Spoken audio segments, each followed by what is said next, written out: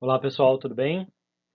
Nessa aula gravada, a gente vai falar um pouco sobre o Código de Defesa do Consumidor, destacando os principais elementos e os princípios que organizam, que regem as relações de consumo aqui no Brasil. Antes da gente entrar propriamente no Código de Defesa do Consumidor, vale a gente colocar aqui, estabelecer a relação, né, da necessidade de se estudar, de se conhecer esse código, né, com a disciplina de ética e cidadania, né? Por que a gente está discutindo leis, né, assim como a gente vai discutir legislação trabalhista, legislação do trabalho autônomo, né? Por que a gente discute leis numa disciplina de ética e cidadania?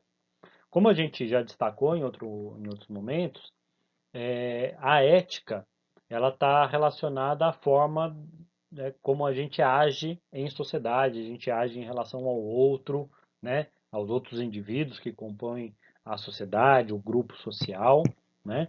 E a cidadania está relacionada a direitos e deveres dos indivíduos em uma determinada sociedade, tá certo?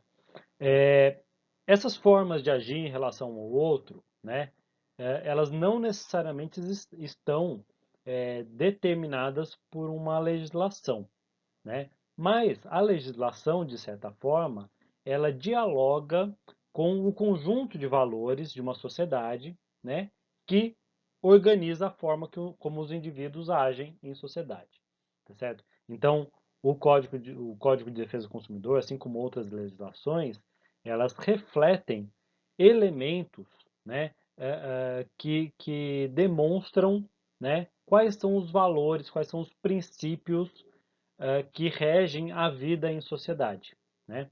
Já a cidadania, né, que é o conjunto de direitos e deveres do cidadão, né, em uma determinada sociedade, em um determinado momento histórico, essa cidadania, ela é sim, muitas vezes, delimitada, né, ou especificada por meio da legislação, né? Então, como a gente sabe os nossos direitos e deveres, muitas vezes conhecendo a legislação, tá certo? Por isso que a gente estuda, né, a gente se debruça sobre o Código de Defesa do Consumidor para falar, por exemplo, de ética e cidadania organizacional, tá certo? Eu deixei aqui uma leitura de referência, né? É um link para o site Politize, um texto sobre o Código de Defesa do Consumidor, em que vai se apresentar um pouco do histórico dessa legislação de proteção ao consumidor, dessa legislação de proteção das relações de consumo, né? Em que vocês podem conhecer um pouco, né? Esse histórico e entender essas principais características e os princípios, né? Que organizam aí as relações de consumo. É uma leitura importante, não deixem de fazer. Para a gente começar o entendimento aqui, né, desses principais elementos e os princípios da relação de consumo, é importante a gente entender o que está envolvido numa relação de consumo. O Código de Defesa do Consumidor ele estabelece três elementos fundamentais, tá certo? Né? Toda e qualquer relação de consumo tem pelo menos esses três elementos, que são os elementos subjetivos, os elementos objetivos e os elementos circunstanciais. Tá? O que são os elementos subjetivos? Os elementos subjetivos são os sujeitos que estabelecem uma relação de consumo, uma relação de compra e venda, né? Basicamente, esses sujeitos que estabelecem uma relação de consumo é o consumidor e o fornecedor, né? Ou seja, aquele que está fornecendo um produto ou um serviço e aquele que está consumindo, que está comprando este produto ou serviço. Existem os elementos objetivos, que é o produto e o serviço, ou seja, aquilo que está sendo comercializado, aquilo que está em jogo nessa relação de consumo, aquilo que está sendo oferecido, um produto ou um serviço. E existem os elementos circunstanciais, né? Essa relação de consumo ela pode ser uma relação habitual. Por exemplo, quando você paga um plano de celular, por exemplo, você paga todo mês aquele plano. Então existe um contrato e existe uma prestação de serviço que é habitual, tá certo? Então, nesse caso, existe esse elemento que é a habitualidade, né? Mas também pode ser um serviço pontual, né, oferecido por um profissional especializado, né? Quando você chama alguém, por exemplo, para consertar um chuveiro, né? Isso é uma outra característica dessa relação de consumo. Você não chama o cara para consertar o chuveiro todo mês, você não paga ele mensalmente, você paga para uma atividade profissional ou para o oferecimento de um serviço muito pontual. Mesma coisa quando você compra um produto, né? Por mais que você possa pagar o produto em várias vezes no cartão de crédito, crediário, mas a compra é pontual. Ela se dá naquele exato momento, né, em que você adquire o produto ou o serviço, tá certo? Então, esses são os elementos fundamentais de uma relação de consumo. Elementos subjetivos, os sujeitos que estão envolvidos na relação, que é o consumidor e o fornecedor, os elementos objetivos, que são os produtos ou os serviços que estão sendo comercializados, e os elementos circunstanciais, que vão definir aí se é uma relação de consumo imediata, pontual, ou se ela é habitual, se ela é oferecida como um serviço profissional, se ela é um produto, enfim, esses elementos que vão caracterizar, né, a relação de consumo mais especificamente. Quando a gente fala do consumidor nessa relação de consumo, né, esse elemento subjetivo que é o consumidor, a gente pode pensar num consumidor que é individual, ou seja, uma pessoa, pessoa física, ou um consumidor coletivo, tá certo? Quando diversas pessoas utilizam o mesmo serviço ou compram o mesmo produto, né? Juridicamente, esse consumidor ele pode ser caracterizado como um ente, né? Como um sujeito coletivo, tá certo? Isso vai depender muito, né, se houver algum problema nessa relação de consumo que precisa ser discutida, que precisa ser avaliada, né, para eventualmente, né, superar algum problema, para superar alguma questão, né, que envolve essa relação de consumo, né, o Procon, por exemplo, ele pode avaliar se naquele contexto, naquela situação específica, trata-se de um consumidor individual ou de um consumidor coletivo, né? Vou dar um exemplo. Uma coisa é se eu tenho um problema na compra de um celular, por exemplo. Eu comprei um aparelho, o aparelho veio com defeito e aí eu preciso reclamar. Nesse caso, eu sou um consumidor individual. Mas se a companhia de energia elétrica é, é, por algum motivo, algum erro na operação, enfim, é, corta a energia elétrica do quarteirão inteiro, né? E a gente fica aqui o quarteirão todo sem luz por 48 horas, né? Esses indivíduos desse quarteirão, os moradores desse quarteirão, foram prejudicados pela falta de energia. Nesse caso, trata-se de um consumidor coletivo, não sou eu especificamente que fiquei sem luz. Foram todos os moradores desse quarteirão, tá certo? O consumidor, né, ele pode ser o consumidor direto, que é aquele que adquire o produto ou que utiliza um serviço, né? Ele é o destinatário final de um produto ou serviço. Isso aí está caracterizado no artigo 2º do Código de Defesa do Consumidor, né? Mas ele pode ser um consumidor indireto por equiparação, né? Ah, se eu compro um celular, né, eu sou consumidor direto. Mas se a companhia de energia elétrica, né, não faz a manutenção de um poste, o poste cai no meio da rua e acerta um carro, né, de uma pessoa que nem mora aqui no bairro, né, que nem mora na rua onde teve o problema, esse indivíduo, né, que teve o carro danificado, pela queda do poste, ele não é o consumidor direto, né? Ele não é aquele que está pagando ali pelo serviço de luz exatamente daquele poste, né? Ele é uma vítima de um serviço ou de um produto, né, que foi mal executado, que não foi, passou pela vistoria, que não passou por manutenção adequada, e ele foi vítima disso, né? Isso, esse consumidor indireto, ele está caracterizado no artigo 17 do Código de Defesa do Consumidor. Existe também um consumidor indireto, né, que não é necessariamente aquele que adquire o produto ou que utiliza um serviço, né, mas é aquele que está exposto à publicidade, né?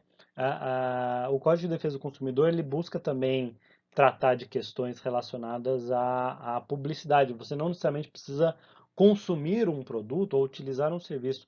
O fato de estar exposto à publicidade daquele produto ou daquele serviço já já te caracteriza como um consumidor. É um consumidor em potencial, alguém que pode vir adquirir um produto. E muitas vezes a publicidade, né, embora ela não seja a venda ou a prestação de um serviço, a venda de um produto diretamente, ela já é um traço, né, ela já é um elemento que pertence à relação de consumo, né? O fato da gente estar sendo exposto à publicidade o tempo todo, né? Já nos coloca na condição de consumidor e já se estabelece uma relação de consumo, mesmo que não se compre diretamente, né, o produto, né, que não é, é, utilize o serviço diretamente, tá certo? Então, o consumidor ele pode ser individual ou coletivo, né? E ele pode ser um consumidor direto, que é o destinatário final do produto ou serviço, ou um consumidor indireto, por equiparação. Já o fornecedor, né, é aquele que oferece um produto ou serviço, né? O artigo 3º do Código de Defesa do Consumidor, ele vai falar um pouco sobre a cadeia de fornecimento, né? Porque é, é, um produto, né, e quanto mais complexo é o produto, é, possivelmente por mais etapas, né, de produção e de fornecimento esse produto passa, né? Então, quando a gente compra um produto importado, por exemplo, existem vários fornecedores é, integrados numa cadeia, né? Se eu compro um produto que vem de outro país, por exemplo, o fornecedor é o fabricante, é quem comercializa, é quem faz a importação, é quem faz o transporte, a logística de entrega. Então, o fornecedor, né, ele não é necessariamente um indivíduo ou uma pessoa jurídica, né, uma empresa, mas podem ser várias empresas. Então, juridicamente, o fornecedor, no Código de Defesa do Consumidor, ele é caracterizado não só como a empresa, a loja ou o prestador de serviço, mas como toda a cadeia de fornecimento. A depender do problema que surge, né, um elo desta cadeia poderá ser acionado. Né? Se você compra um, um, um móvel, por exemplo, pela internet, né? Aí a compra deu tudo certo, o cartão de crédito foi aceito, o pagamento foi autorizado, a, a, a empresa coloca, né, o, o produto, né, pega no estoque, manda para transporte, tudo deu tudo certinho. Na hora da entrega, né, o entregador ou a empresa, né, responsável pela entrega do produto deixa o produto cair, quebra o produto, quebra o móvel, né? Quem que vai ser responsabilizado juridicamente pela quebra do móvel? O site que vendeu, né, o fabricante ou este outro elo aí da cadeia de fornecimento que é o entregador, a empresa que faz a entrega do produto, tá certo? Então por isso que é importante compreender, né, que o fornecedor ele é toda a cadeia de fornecimento. A depender da situação, né, vai se acionar juridicamente um ou outro elo, tá certo? O fornecedor ele pode ser uma pessoa física, né, que presta um serviço, ele pode ser uma pessoa jurídica, uma empresa, mesmo que seja uma pessoa jurídica individual, né? Um microempreendedor individual, por exemplo, né? Ele pode ser um ente despersonalizado, ou seja, a um prestador de serviço, um fornecedor de produtos, que não é necessariamente uma empresa, mas ele pode ser uma entidade, né? Ele pode ser mesmo uma instituição, né? Pode ser uma pessoa irregular, ou seja, um fornecedor, né? Um prestador de serviço, um comerciante que não está regularizado, né? Tudo isso é caracterizado no Código de Defesa do Consumidor como fornecedor, tá certo? Em linhas gerais, o fornecedor é quem cria, quem projeta, quem desenvolve, quem fabrica, quem exporta, quem importa, quem transporta, quem embala, quem vende, quem entrega, né? Ou seja, todo mundo que está envolvido numa relação de consumo, né? De fornecimento de um produto ou serviço.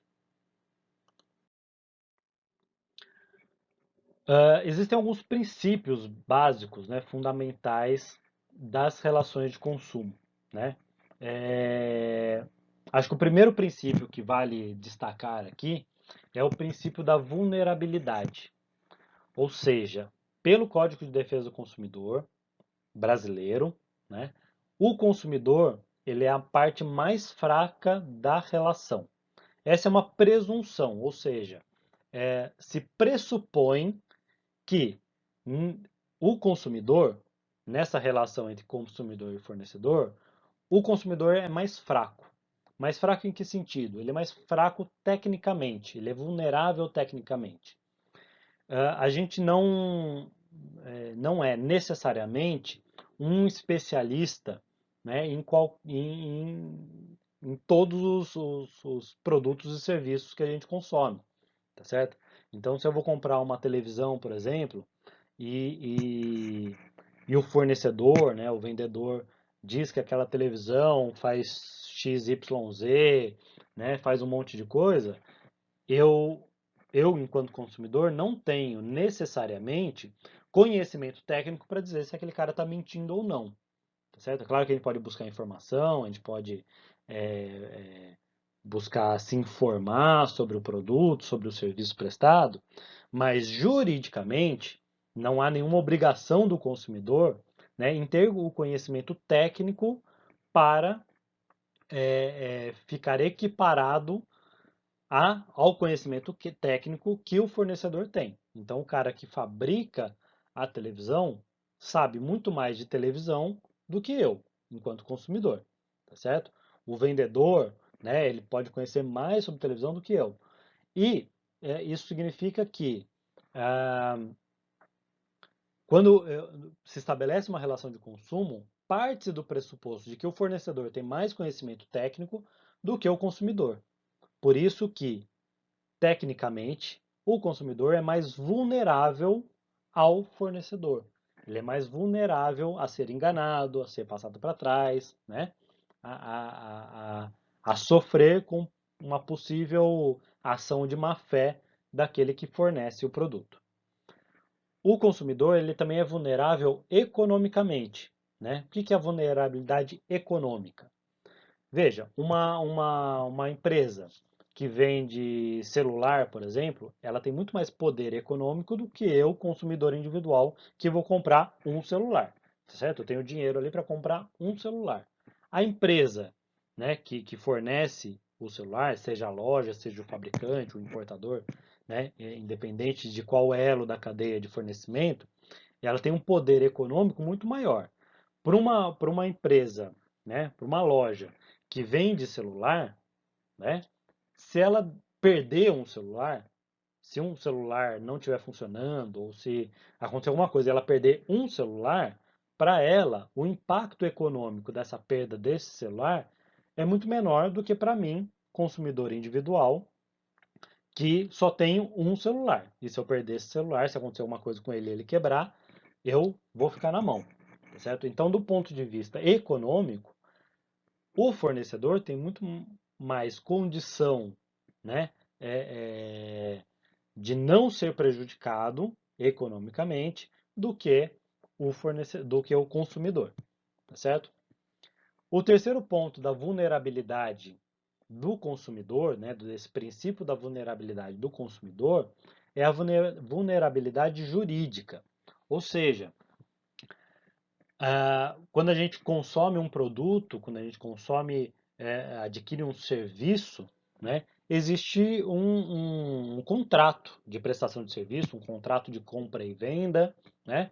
É, claro, quando você vai comprar uma bala na padaria, né, não existe grandes questões jurídicas envolvidas, mas quando a gente contrata um plano de internet, por exemplo, né, tem ali o contrato com uma série de cláusulas. O consumidor, mesmo que seja um advogado, mesmo que seja alguém especialista em contratos comerciais, juridicamente, o consumidor ele é caracterizado como alguém que não sabe de legislação, alguém que não tem conhecimento jurídico para se colocar em pé de igualdade com o fornecedor, né? Ou seja, um fornecedor, uma empresa, por exemplo, que presta um serviço, né, e que tem um contrato de prestação de serviço, tem uma assessoria jurídica, tem advogados, tem uma empresa que presta uma assessoria para fazer esses contratos. O consumidor, quando vai contratar um plano de internet, por exemplo, ele não vai levar um advogado junto para contratar o plano de internet. Ele vai lá pegar o contrato e vai assinar o contrato. Então, o fornecedor ele tem mais condições de compreender os termos do contrato e, inclusive, de determinar os termos do contrato do que o consumidor, certo? Quando você vai contratar algum produto, você vai ler o contrato lá. Se você não aceita o contrato, você quiser fazer alguma modificação, vai ser muito difícil essa empresa fornecedora aceitar mudar os termos do contrato para oferecer o serviço. Até porque ela tem mais condições econômicas e ela pode dispensar um cliente, um consumidor que possivelmente não aceite ali os termos do contrato. Então, o consumidor ele é vulnerável também do ponto de vista jurídico. Por isso que o Código de Defesa do Consumidor ele é uma legislação de proteção, né? No qual o Estado e o fornecedor têm o dever de proteger o consumidor, né? Então, o fornecedor tem a obrigação de deixar claro os termos do contrato, tem obrigação de deixar claro, o funcionamento do produto, por isso que os produtos vêm com manual de instrução, com telefone para assistência técnica, para um serviço de atendimento ao consumidor, né, para que o consumidor possa sanar as suas dúvidas, resolver problemas, né? É o fornecedor que tem essa obrigação de garantir que o consumidor não seja prejudicado. E o Estado age como um agente regulador dessa relação para garantir que, de fato, o consumidor não seja prejudicado. É por isso que aqui no Brasil nós temos o Código de Defesa do Consumidor, né? O próprio nome desse ordenamento jurídico, dessa legislação, é de defesa, de proteção do consumidor. Em outros lugares a gente vê, né, uma legislação parecida como uma legislação de regulação das relações de consumo, né? No Brasil nós temos esse princípio fundamental que é o princípio da vulnerabilidade e da necessidade de proteção do consumidor. Uh, Diante disso, né, como eu já falei, o fornecedor ele deve informar ao consumidor tudo que pode envolver algum tipo de risco, né? Então, mostrar ali no manual de instrução, em adesivos, em etiquetas, tudo que pode ou não pode ser feito com um determinado produto ou serviço, né? Para proteger o consumidor de possíveis riscos, né? O fornecedor não pode sonegar, omitir nenhum tipo de informação ao consumidor. Então, não existe, por exemplo, a receita secreta de algum produto, de algum, sei lá, uma bebida, um refrigerante, um suco, faz, aqui é a receita secreta, a gente não pode falar. Não. Pelo Código de Defesa do Consumidor, as empresas, os fornecedores são obrigados a informar tudo o que está contido naquele produto, né? Todos os ingredientes daquele produto, né? Tudo que o consumidor precisa saber deve ser oferecida. Essa informação deve ser oferecida ao consumidor. Uh, Outro princípio, né, das relações de consumo no Código de Defesa do Consumidor é o equilíbrio contratual absoluto, né, que é um equilíbrio objetivo. O que significa esse equilíbrio contratual absoluto? Né?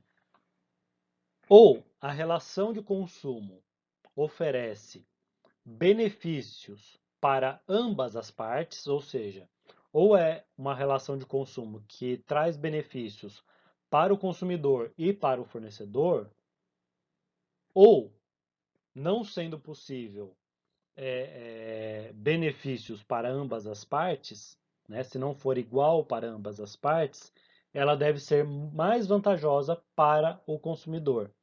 Ou seja, quando existe algum problema na relação de consumo, né, em que a justiça precisa ser acionada, né, o Código de Defesa do Consumidor precisa ser acionado para avaliar aquele imbróglio, né, aquele problema na relação de consumo. Se não for possível estabelecer uma saída em que ambas as partes saiam beneficiadas, quem deve sair beneficiado é o consumidor. Né? Essa ideia do equilíbrio contratual absoluto, né, de que ou é igual para ambas as partes ou é mais vantajoso para o consumidor, ela pode ser sintetizada, de certa forma, naquela ideia de que o cliente tem sempre razão. Tá? Quando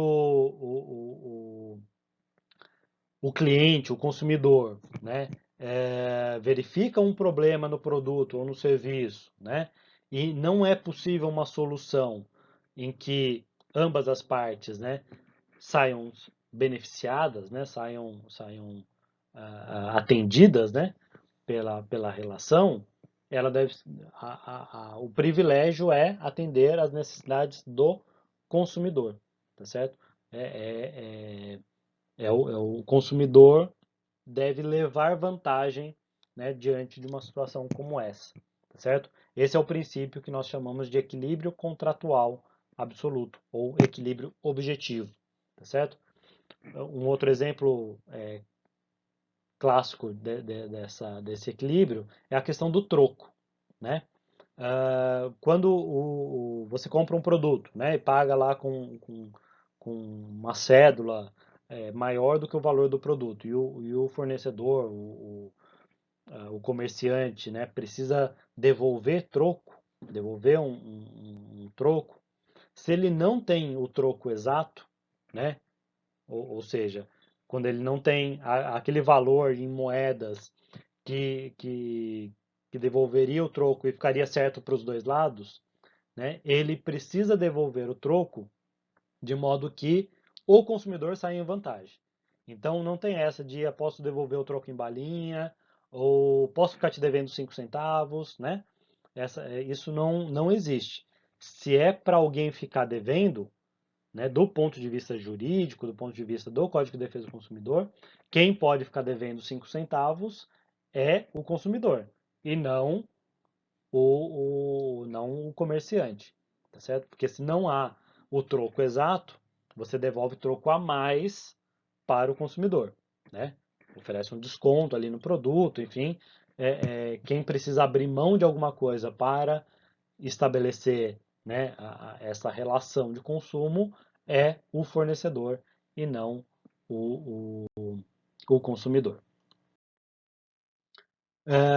Por fim, né, ainda dentro dos princípios da relação de consumo, é importante destacar que o Código de Defesa do Consumidor estabelece a plena reparação de danos, ou seja, a reparação ou compensação pelos danos causados deve ser integral, não podendo haver cláusula que diminua a reparação, tá certo? Então, quando existe algum problema, existe algum dano causado ao consumidor, o fornecedor ou a cadeia de fornecimento, né, a cadeia de fornecedores, ela precisa compensar os danos de forma integral. Não pode haver no contrato de prestação de serviço, de compra e venda, nenhuma cláusula que diminua essa reparação. Porque se a relação de consumo causou algum dano ao consumidor, esse dano precisa ser reparado de forma integral, tá certo? E um outro princípio que é muito importante e interessante do Código de Defesa do Consumidor é a indisponibilidade. O que é indisponibilidade? O consumidor ele não pode abrir mão desta proteção. Um consumidor ele não pode dizer assim, ah não, deixa quieto, né? Não quero mexer nisso. Claro, ele até pode, né, individualmente fazer isso, mas do ponto de vista jurídico, mesmo que um consumidor que tenha sido afetado por algum produto abra mão de recorrer à justiça, ainda assim a justiça pode ser acionada por terceiros, né, por outras pessoas, né? É, porque quando existe uma relação de consumo em que o consumidor é prejudicado, né, não necessariamente esse prejuízo é só daquele indivíduo exclusivamente, né? Relação de consumo muitas vezes é uma relação coletiva, né? É uma relação que se dá também com outros consumidores, né? Por isso que a proteção do consumidor, né, a defesa do consumidor, ela não é uma defesa individual, mesmo que em alguns momentos, em alguns contextos, o consumidor seja caracterizado como um consumidor individual. Mas a relação de consumo é uma relação coletiva. Por isso que a proteção ao consumidor é uma proteção para toda a sociedade, né? Então, o consumidor, ele não pode, do ponto de vista jurídico, dizer, não quero, não quero uma cláusula no contrato que me proteja contra certas coisas, né? Então, o contrato ele deve valer para todo mundo, né? Esses direitos do consumidor, eles valem para todos, mesmo que o consumidor não queira fazer uso daqueles direitos, mas ele tem o direito, tá certo? Então, é uma ideia, é um princípio, né, que coloca a coletividade acima das questões individuais, tá certo? Bom, esses são alguns dos elementos, né, alguns dos princípios fundamentais das relações de consumo definidas pelo Código de Defesa do Consumidor. É, Aqui a gente não passou ponto a ponto, artigo por artigo, porque ficaria algo muito cansativo, né, e pouco produtivo. A ideia aqui era entender justamente esses elementos fundamentais, né, qual que é quais são os mecanismos fundamentais do Código de Defesa do Consumidor, né, e dessa legislação de proteção do consumidor nas relações de consumo. É isso, espero que tenham gostado. Qualquer coisa me procurem. Um grande abraço.